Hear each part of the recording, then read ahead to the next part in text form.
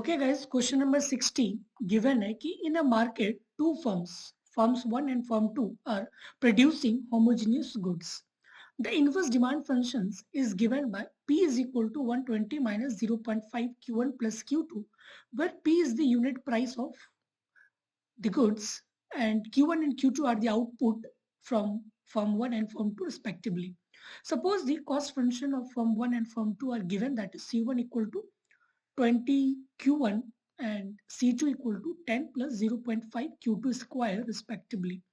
Then the total profit earned by both the firm assuming a competitive situation is what in integers. ठीक है, तो ये चीज आपको बताना है. ठीक है, तो यहाँ पे दो फर्म है, फर्म 1 और फर्म 2, और इनवर्स डिमांड फंक्शन हमें गिवन है, that is P is equal to 120 minus 0.5 Q1 plus Q2. ठीक है, ओके. तो अगर मैं फर्म 1 की रेवेन्यू की बात करूं, what is the revenue of firm 1? ठीक है, फर्म 1. ठीक है, so the revenue let's say R1 is equal to P into Q1. यही होता है ना रेवेन्यू, P इंटू Q1. ठीक है, तो P तो आपको पता है, P is 120 minus 0.5 Q1 plus Q2. So 120 minus 0.5 Q1 plus Q2. So P into Q, okay, into Q1, So that is revenue, P into Q1, and cost. Let's say cost is C1. C1 is given, that is 20 Q1. ठीक है, cost given है ना, see 20 Q1. ठीक है, तो अगर मैं total revenue निकालूंगा, what is the, sorry not total revenue, what is the profit? Okay, so profit is total revenue minus total cost. So profit is equal to total revenue minus total cost.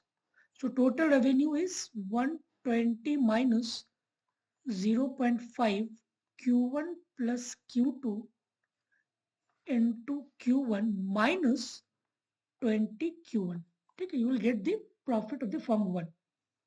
ठीक है, तो इसको जो solve करो, पाई 1 is equal to क्या बन जाएगा, 120 Q1 minus 0.5 Q1 square minus 0.5 Q1 Q2. ठीक है, और ये आपका माइनस 20 Q1, ये तो एज इट इज रहेगा. ठीक है, so profit equal to 120 Q1 minus 20 Q1, it becomes 100 Q1 minus 0.5 Q1 square minus 0.5 Q1 Q2. ठीक है, ओके, तो ये आपका प्रॉफिट हो गया फर्म 1 का.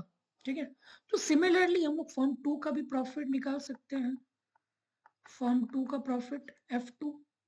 ठीक है, तो जस्ट रेवेन्यू कैलकुलेट करो, R2 equal to P into Q2 ना, P इंटू Q2. P की वैल्यू तो गिवन है, that is 120 minus 0.5 Q1 plus Q2 into Q2 ना, that is the revenue, and cost is given, that is C2 is equal to 10 plus 0.5 Q2 square. तो ये given है 10 plus 0.5 Q2 square. ठीक है, so what will be the revenue? Total revenue minus total cost.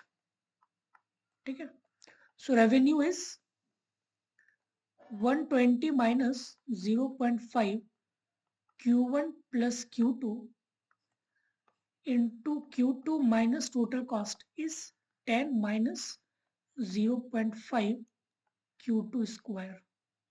तो इसको solve करेंगे तो 120 Q2 minus 0.5 Q1 Q2 minus 0.5 Q2 square minus 10 minus 0.5 Q2 square. ठीक है, तो और इसको सिंप्लीफाई करेंगे 120 Q2 ना, तो ये तो एज इट इज रहेगा क्योंकि इसका कोई सब्स्टिट्यूट है नहीं, तो 120 Q2 okay and 0.5 Q2 0.5 Q2, तो ये क्या बन जाएगा 1 0.5 प्लस 0.5 दैट इज 1, तो ये क्या बन जाएगा माइनस Q2 स्क्वायर। ठीक है, और minus 0.5 Q1 Q2 and minus 10, so that is a profit of the firm 2। ठीक है, डन। ओके, हमें प्रॉफिट पता है फर्म 1 का, दैट इज दिस थिंग ना 100 Q1, मैं इसको एक बार फिर से यहाँ पे लिखता हूँ, प्रॉफिट ऑफ द फर्म 1 पाई 1 आपको पता है that is 100 Q1 minus 0.5 Q1 square minus 0.5 Q1 Q2, यही है ना, सी 100 Q1 minus 0.5 Q1 square minus 0.5, या सेम चीज है। ओके, अब इसको मैं डिफरेंशिएट करता हूँ with respect to Q1 to find out the first order conditions. ठीक है, so just find out the first order conditions. So del pi 1 by del Q1 क्या बन जाएगा 100 माइनस, ये तो 1 बन जाएगा ना, तो ये क्या बन जाएगा Q1 minus 0.5 Q2 equal to 0. So that is your first order conditions, isn't it? तो यहाँ से हम Q1 का वैल्यू निकाल सकते हैं, Q1 equal to 100 minus 0.5 Q2। ठीक है, so let's say this is equation 1। Similarly firm 2 का भी हम लोग निकाल सकते हैं ना, फर्म 2, तो अभी हम लोगों ने जस्ट कैलकुलेट किया था प्रॉफिट ऑफ द फर्म 2, ये वाला। ठीक है, 120 Q2 120 Q2 minus Q2 square minus 0.5 Q1 Q2 minus 10। ठीक है, तो इसको डिफरेंशिएट करो डेल पाई 2 बाय डेल Q2, इसको डिफरेंशिएट करो तो ये क्या बन जाएगा 120 माइनस 2 Q2 माइनस 0.5 Q1, और ये तो कांस्टेंट है तो कांस्टेंट का derivative 0 equal to 0, so that is your first order conditions. ठीक है, तो यहाँ से Q2 के वैल्यू को एक्सट्रैक्ट करो, तो Q2 इक्वल टू क्या बन जाएगा 60 माइनस 0.25 Q1। ठीक है, तो गाइज दो इक्वेशन है, दो वेरिएबल है, तो इसको इजिली सॉल्व कर सकते हैं। तो Q2 का वैल्यू यहाँ पुट करो, just put the value of Q2 here, put the value of Q2 here. ठीक है, and then solve it, you will get the value of Q1, फिर Q1 यहाँ पुट करो तो हमें Q2 मिल जाएगा। ठीक है, सो solve this equations and you will get the value of Q1 and Q2। ठीक है, आप खुद सॉल्व कर लेना, मैं जस्ट यहाँ पर डायरेक्ट लिख रहा हूँ। सो सॉल्व करने के बाद आपको Q1 का वैल्यू आएगा 80 और Q2 का वैल्यू आएगा 40। ठीक है, डन। तो हम प्रॉफिट निकाल सकते हैं फर्म 1 का। ठीक है, so just find out the profit of the firm 1। Profit क्या था 100 Q1 minus 0.5 Q1 square minus 0.5 Q1 Q2, यही था ना, तो जस्ट यहाँ पुट करो Q1 और Q2 का value, you will get the profit, तो यहाँ से आपका प्रॉफिट आ जाएगा। ठीक है, जस्ट यहाँ पे वैल्यूज को पुट कर देंगे, तो आप इसको खुद से सॉल्व कर लेना। यहाँ पे आएगा आपका वैल्यू 3200 3200। सिमिलरली फर्म 2 के प्रॉफिट भी हम लोग निकाल सकते हैं। सो फर्म 2 का प्रॉफिट क्या था 120 Q2 minus Q2 square minus 0.5 Q1 Q2 minus 10, तो जस्ट पुट करेंगे Q1 और Q2 के वैल्यू, तो यहाँ से हमें पाई 2 फर्म्स 2 के प्रॉफिट मिल जाएगा 1590।